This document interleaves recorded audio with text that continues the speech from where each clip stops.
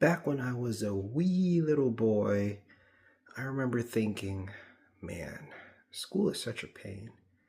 And I really couldn't wait until I graduated. And now it's all become so clear why school is so important in the first place.